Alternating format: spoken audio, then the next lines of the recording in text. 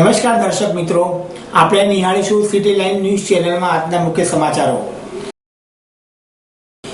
દેશવ્યાપી હડતાલના કારણે ઘણી સેવાઓ ખોરવાઈ। LICએ 59મી વર્ષગાંઠ ઉજવણી કરી। શહેર કોંગ્રેસ દ્વારા આશ્ચર્યજનક કાર્યક્રમ। સ્વયંભૂ રામનાથ મહાદેવ ફુલેકુ। AMC દ્વારા વિવિધ પ્રજાલક્ષી વિકાસ કાર્યોનું લોકાર્પણ। નામાભિધાન। ડોક્ટર કિરીટ પી સોલંકીના સાંસદ આદર્શ યોજના 2014। ગુજરાત યુનિવર્સિટી ઉપર NSUIનો આક્ષેપ। દેશવ્યાપી હડતાલના કારણે ઘણી સેવાઓ ખોરવાઈ। કેન્દ્ર સરકારની મજૂર સંગઠન અને શ્રમિક વિરોધી નીતિઓના સામેના વિરોધમાં આજે દેશભરમાં ટ્રેડ યુનિયનોની હડતાલના કારણે વિવિધ સેવાઓ ઠપ રહી હતી। સરકારી બેંકો અને બિન સરકારી જીવન વીમા કંપનીઓના કર્મચારીઓ હડતાલ પર ઉતરી ગયા છે। General insurance employees of India એસોસિએશનના સંયુક્ત સચિવ કે ગોવિંદને કહ્યું છે કે મજૂર વિરોધ અને મજૂર સંગઠન વિરોધી નીતિઓના કારણે આ હડતાલ કરવામાં આવી રહી છે। તેમણે કહ્યું હતું કે શ્રમિકોની કિંમત પર શ્રમ કાયદામાં કર્મચારીઓના હિતમાં સુધારો કરવાના ખુલ્લા પ્રયાસ કરવામાં આવી રહ્યા છે। તેમણે દાવો કર્યો હતો કે 14 બેંક શ્રમિક સંઘ દ્વારા ટેકો જાહેર કરવામાં આવ્યો છે। આજની હડતાલના કારણે સ્પીડ પોસ્ટ ટપાલ સાથે સંબંધિત તમામ સેવાઓને માઠી અસર થઈ છે। હડતાલના કારણે આજે ટપાલ વિભાગમાં કામગીરી થઈ રહી નથી। આ ઉપરાંત બેન્કિંગ, LIC, વીજળી, આવકવેરા, પરિવહન સેવાને પણ માઠી અસર થઈ રહી છે। SBI અને ઇન્ડિયન ઓવરસીઝ બેંક સિવાય તમામ રાષ્ટ્રીયકૃત બેંકોના કર્મચારીઓ આ હડતાલમાં સામેલ થયા છે, જેના કારણે આશરે 1500 શાખાઓમાં કોઈ કામગીરી થઈ રહી નથી। કેટલીક માંગ ખૂબ જ નક્કર દેખાઈ રહી છે, જેમાં યુનિયન બન્યા બાદ 45 દિવસની અંદર તેની નોંધણી થઈ જાય તેવી માંગણી પણ કરવામાં આવી છે। અન્ય કેટલીક જટિલ માંગણીઓ પણ છે, જેને લઈને સરકાર અને ટ્રેડ યુનિયનો વચ્ચે વાતચીત શરૂ થઈ છે, પરંતુ વાતચીત સફળ રહી નથી। સેન્ટ્રલ ટ્રેડ યુનિયનની સૂચિત શ્રમ સુધારા સામેના વિરોધમાં આજે રાષ્ટ્રવ્યાપી હડતાલ થઈ હતી। આના કારણે કેટલીક સેવાઓને સવારથી માઠી અસર થઈ રહી છે। ટ્રેડ યુનિયનની આ હડતાલમાં લાખો લોકો જોડાયા છે। વિવિધ સેવા ખોરવાઈ જવાના કારણે આ એક દિવસની હડતાલના કારણે ભારે નુકસાન વિવિધ સંસ્થાઓને થાય તેવી શક્યતા છે। આજે કર્મચારીઓ સવારથી દેખાવ કરી રહ્યા છે। LICએ 59મી વર્ષગાંઠની ઉજવણી કરી। ખાનગી વીમા કંપનીઓના પ્રવેશના એક દશક બાદ પણ અગ્રેસર રહેલા ભારત સરકારના ઉપક્રમ લાઈફ ઓફ ઇન્સ્યોરન્સ કોર્પોરેશને 1 સપ્ટેમ્બર 2015ના રોજ તેમના સ્થાપના દિવસે 59મા વર્ષે કર્યાની આજરોજ ઉજવણી કરી હતી।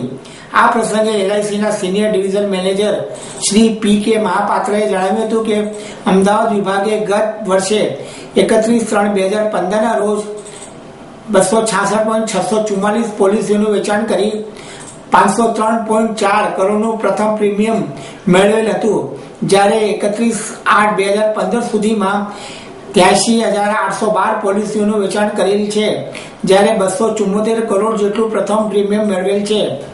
અમદાવાદની દાવા પતાવટની કામગીરી બાબતે શ્રી મહાપાત્રએ જણાવ્યું હતું કે 31/3/2015ના રોજ 9,735 મૃત્યુ દાવા તથા 23,975 પાકની મુદતના દાવાઓની ચૂકવણી કરેલ છે। આજે LIC પાસે 30 કરોડથી વધુ પોલિસીઓ રૂપિયા 18,24,194.35 કરોડ લાઈફ ફંડ અને 20 લાખ કરોડથી વધુ અકસ્માતો અસ્તિત્વમાં છે। વર્ષ 2014-15 દરમિયાન 201.71 લાખ પોલિસીઓનું ઇસ્યુ કરવામાં આવી, જે નવી પોલિસી હેઠળ માર્કેટના 77.85% છે। કુલ પ્રીમિયમ પ્રથમ આવક 78,302.64 કરોડ જેટલી થવા પામી છે, જે પ્રથમ પ્રીમિયમ આવકના માર્કેટના 59.21% હિસ્સો ધરાવે છે। પેન્શન અને સમૂહ વીમા યોજના 360.74 લાખ જિંદગીઓ આવરી લેવામાં આવી અને સામાજિક સુરક્ષા યોજના હેઠળ 205.97 લાખ જિંદગીઓ આવરી લેવામાં આવી હતી। વર્ષ 2014-15માં રૂપિયા 90,458.16 કરોડ કુલ 232.32 લાખના દાવાઓ હેઠળ ચૂકવવામાં આવ્યા. 99.91% મૃત્યુ દાવા અને 99.78% મેચ્યુરિટી દાવાઓની ચૂકવણી કરવામાં આવી છે. LIC વીમા ઉદ્યોગમાં શ્રેષ્ઠ ક્લેમ રેશિયો ધરાવે છે. શહેર કોંગ્રેસ દ્વારા આશ્ચર્યજનક કાર્યક્રમ. ગુજરાતના પૂર્વ મુખ્યમંત્રી અને દેશના વડાપ્રધાન નરેન્દ્રભાઈ મોદી દ્વારા ચૂંટણી પૂર્વ દેશની જનતાને આપવામાં આવેલા તમામ વચનો ખોટા સાબિત થઈ રહ્યા છે. કાળું ધન વિદેશમાંથી બેંકમાંથી પાછું લઈ આવીને દેશની જનતાના ખાતામાં 15 લાખ રૂપિયા ચેક જમા કરાવી દેવામાં આવશે. આવા વચનો આપીને વિદેશ યાત્રા કરી રહેલા મોદીને તેઓના વચનો યાદ અપાવવા માટે શહેર કોંગ્રેસ દ્વારા આશ્ચર્યજનક કાર્યક્રમ આપવામાં આવ્યા હતા અને 15 લાખની રકમ ભરેલ અને ફેંકું સિગ્નેચર કરેલા ચેકનું જાહેર જનતામાં વિતરણ કરવામાં આવ્યું હતું. દેશના વડાપ્રધાન નરેન્દ્રભાઈ મોદી દ્વારા ચૂંટણી પૂર્વ અનેક વિવિધ વચનો આપવામાં આવ્યા હતા. રોજગારી વધારવાના, મોંઘવારી ઘટાડવાની તેમજ વિદેશી બેંકમાંથી જમા કાળું નાણું ધન પરત લઈ આવવાનું અને દેશની જનતાના ખાતામાં 15 લાખ રૂપિયા જમા કરાવવા સહિતના ખોટા વાયદાઓ કરીને મત મેળવી લીધા હતા, જે એક પણ વચન સાર્થક થયા નથી. દેશની જનતાને ભરમાવી અને કોણીએ ગોળ ચોંટાડી વિદેશ પ્રવાસે જતા રહેલા નરેન્દ્રભાઈ મોદીને તેઓના વાયદાઓ યાદ અપાવવા માટે રાજકોટ શહેર કોંગ્રેસ દ્વારા એક આશ્ચર્યજનક કાર્યક્રમ આપવામાં આવ્યો હતો અને મોદી બેંકના ચેક બનાવીને તેમાં 15 લાખ રૂપિયા રકમ ભરીને નીચે ફેંકુ નામના સિગ્નેચર કરીને લોકોને આ ચેકનું વિતરણ કરવામાં આવ્યું હતું. લોકોને મૂર્ખ બનાવનાર અને મોટા મોટા વચનો આપનાર, માસ્ટર ડિગ્રી મેળવનાર વડાપ્રધાનની ફેંકુ સિગ્નેચર કરી વિરોધ દર્શાવવામાં આવ્યો હતો. ચૂંટણીઓ પહેલા મોદીજીએ સારા દેશમાં પોતાના ચૂંટણી પ્રચાર વખતે લોકોને વચનોને ખાતરી આપી હતી કે વિદેશમાંથી કાળું ધન વાપસ લાવશું અને 100 દિવસમાં લાવીને પણ બધાને એમ કહ્યું તમે ખાતું ખોલાવી નાખો, તમારા ખાતામાં 15 લાખ રૂપિયા જમા કરાવશું. આજની તારીખ સુધીમાં આ દેશના એક પણ નાગરિકના ખાતામાં 15 લાખ રૂપિયા જમા કરાવ્યા નથી. એને પ્રતીતિ કરાવવા માટે કે આ મુખ્યમંત્રી તરીકે હતા અને વડાપ્રધાનના જ્યારે દાવેદાર હતા એ વખતે આટલું બધું ખોટું બોલીને લોકોને છેતર્યા છે, એ વાતની પ્રતીતિ કરાવવા માટે આજે એમ મોદી બેંકના ચેક 15 લાખ રૂપિયાના રાજકોટની જનતાને આપ્યા છે અને એમ કહ્યું છે કે આ મોદી બેંકમાં જઈને આ 15 લાખ રૂપિયા આપ વટાઈ આવો. આ એની સહીના બદલે એટલા માટે ફેંકું કે સારા એ દેશની અંદર ચૂંટણી પ્રચાર વખતે ખૂબ ખોટા વચનો આપ્યા છે. ગમે તેવી વાતો કરીને લોકોને ભરમાવીને મત લેવાનો પ્રયત્ન કર્યો હતો, એટલે વાતમાં ફેંકું ગમે તેવી વાતો કરતા, એટલા માટે એને સહીની જગ્યાએ મેં ફેંકું એવું લખ્યું છે. સ્વયંભૂ રામનાથ મહાદેવ ફુલેકુ. રાજકોટની આજી નદીમાં બિરાજમાન સ્વયંભૂ રામનાથ મહાદેવનું ભવ્ય ફુલેકું નીકળ્યું હતું અને શહેરના વિવિધ માર્ગો ઉપર ફર્યું હતું. છેલ્લા 92 વર્ષથી રામનાથ મહાદેવનું આ રીતે ફુલેકું કાઢવામાં આવી રહ્યું છે. રામનાથ મહાદેવના ફુલેકુ સાથે એક અનોખો ઇતિહાસ જોડાયેલો છે. 92 વર્ષ પહેલા રાજકોટ શહેરમાં પ્લેગ નામનો ચેપી રોગ નીકળ્યો હતો. જે રોગ કોઈ ઇલાજ નહીં હોવાથી તેમજ દવા પણ નહીં હોવાથી સૌ લોકો ચિંતાતુર બની ગયા હતા. ત્યારે સર લાખાજી રાજ ભગવાન રામનાથની માનતા માની હતી કે જો આ પ્લેગ નામનો ચેપી રોગ નાબૂદ થશે તો ભગવાનને પાલખીમાં બેસાડીને આખા નગરની યાત્રા કરાવવામાં આવશે. રાજા દ્વારા માનવામાં આવેલી આ માનતા ભગવાને સાંભળી હતી અને રોગ નાબૂદ થતા તેઓએ રામનાથ મહાદેવનું ફુલેકું કાઢ્યું હતું, જે પરંપરાગત આજે 92 વર્ષ પછી પણ ચાલી આવે છે. આ ફુલેકુમાં હજારો ભક્તો ઉમટી પડ્યા હતા અને શહેરમાં વિવિધ સ્થળોએ સેવાભાવી સંસ્થાઓ દ્વારા ભવ્ય સ્વાગત કરવામાં આવ્યું હતું. AMC દ્વારા વિવિધ પ્રજાલક્ષી વિકાસ કાર્યોનું લોકાર્પણ. નામાભિધાન મ્યુનિસિપલ કોર્પોરેશન દ્વારા વિવિધ પ્રજાલક્ષી વિકાસ કાર્યોનું આયોજન અને અમલીકરણ કરવામાં આવે છે.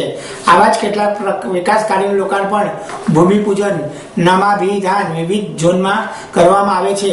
જેમાં નવા પશ્ચિમ ઝોનમાં ગોતા વોર્ડમાં જગતપુર ખાતે તૈયાર કરવામાં આવેલ વોટર ડિસ્ટ્રીબ્યુશન સ્ટેશનના લોકાર્પણ, સાયન્સ સિટી રોડ તેમજ સહજાનંદ ક્રિસ્ટલ સામે તૈયાર કરવામાં આવેલ વોટર ડિસ્ટ્રીબ્યુશન સ્ટેશનના લોકાર્પણ, થલતેજ વોર્ડમાં 100 ફૂટ હેબતપુરા રોડ ઉપર તૈયાર કરવામાં આવેલા થલતેજ સબ ઝોન ઓફિસના લોકાર્પણ, બોડકદેવ વિસ્તારમાં ફેઝ 1 હેઠળ ડેવલપમેન્ટ કરવામાં આવેલ RMS મેમનગર તળાવના લોકાર્પણ અને થલતેજ વોર્ડમાં જગદીશ બંગલા 4 રસ્તા પોલીસ ચોકીથી સુધરલાલ સર્કલ જતા રસ્તાનું સ્વર્ગીય શ્રી પ્રિયકાંત પરીખ માર્ગ અને જોધપુર ઓરડોમાં આવેલ રામદેવ નગર 4 રસ્તા લોકને હરિભાઈ પંચાલ ચોક નામાજીભાન તેમજ મધ્ય ઝોનમાં દુધેશ્વર વર્ગ ખાતે સેન્ટ્રલ લેબોરેટરીનો તૈયાર કરવામાં આવેલ અદ્યતન પ્રકારનો નવો બિલ્ડિંગ આ લોકાર્પણ તેમજ પૂર્વ ઝોનમાં ઓઢવમાં ઓઢવ ફાયર સ્ટેશન પાસે સોનીની ચાલી ઓઢવ જતા રસ્તા ઉપર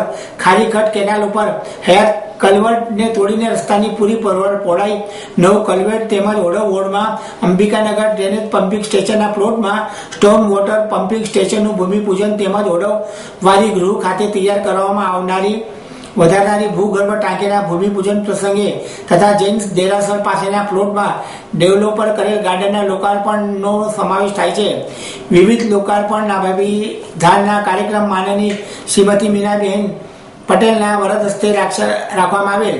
આ વિવિધ કાર્યક્રમમાં Bipin Sikka deputy mayor Shri Pravin Patel chairman Shri standing committee Shri Vandasingh Jhala નેતા શ્રી મ્યુનિસિપલ ભાજપ ધારાસભ્યશ્રીઓ જગદીશ પંચાલ તેમજ વિવિધ કમિટીઓના ચેરમેનશ્રીઓ ડેપ્યુટી ચેરમેનશ્રીઓ તથા મ્યુનિસિપલ કોર્પોરેટર અને પદાધિકારીઓ ઉપસ્થિત રહ્યા હતા. અમદાવાદ પશ્ચિમના સાંસદ ડોક્ટર કિરીટ પી સોલંકીના સાંસદ આશ્રમ ગ્રામ યોજના 2014 અંતર્ગત બારેજડી ગ્રામ ખાતે અમદાવાદ જિલ્લા વિકાસ અધિકારી તથા અમદાવાદ જિલ્લા પંચાયત તમામ અધિકારીઓના સંકલન ગ્રામ સભાનું આયોજન કરવામાં આવ્યું હતું, જેમાં સાંસદ શ્રી જિલ્લા વિકાસ અધિકારી દ્વારા સાંસદ આદર્શ ગ્રામ યોજનાનો 62 મુદ્દાની સમીક્ષા કરવામાં આવી હતી.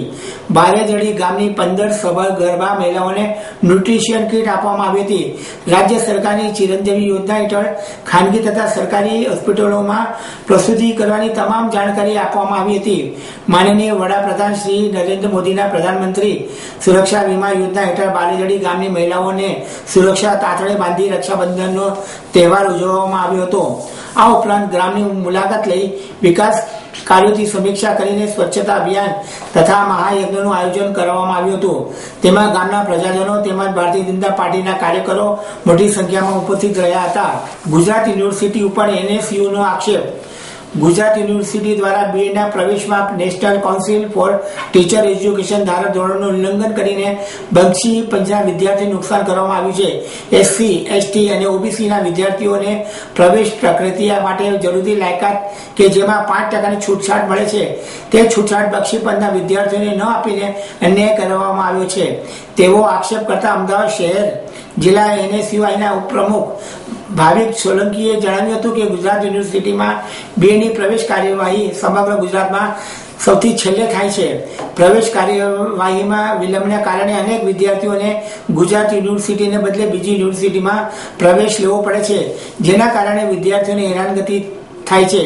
એક તરફ ગુજરાત યુનિવર્સિટીની BA બેઠક 50% વધુ ખાલી રહે છે, બીજી બાજુ યુનિવર્સિટી સત્તાધીશો બક્ષી પંચના વિદ્યાર્થીઓને 5% પ્રવેશ લાયકાતમાં નિયમ મુજબ છૂટછાટ ન આપીને ભારે અન્યાય કર્યો છે. ગુજરાત યુનિવર્સિટીના સત્તાધીશો બક્ષી પંચના વિદ્યાર્થીઓને પ્રવેશ લઘુત્તમ લાયકાતમાં નિયમ મુજબ છૂટછાટ આપે, જેથી કરીને બક્ષી પંચના વિદ્યાર્થીઓ શિક્ષક તરીકે કારકિર્દી ઘડી શકે.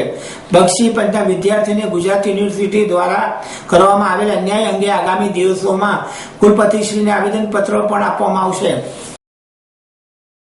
આપ નિહાળતા રહો સિટી લાઈન ન્યૂઝ ચેનલ. આ હતા આજના મુખ્ય સમાચારો.